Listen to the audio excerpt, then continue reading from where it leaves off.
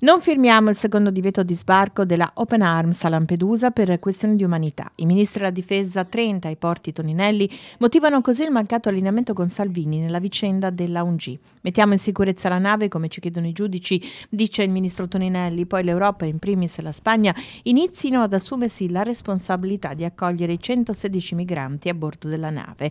Un'ulteriore riprova del clima incandescente all'interno dell'esecutivo, un ferragosto di calma apparente in attesa della tempesta perfetta.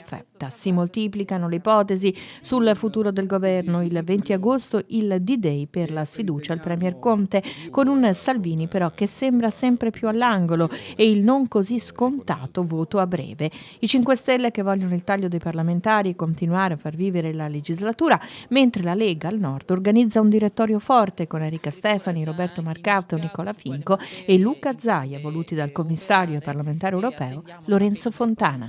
Ringrazio Fontana, col quale condivido un sentimento di stima. Il partito ha bisogno di molte persone, lo ringrazio per la fiducia, cosa vuole che dica.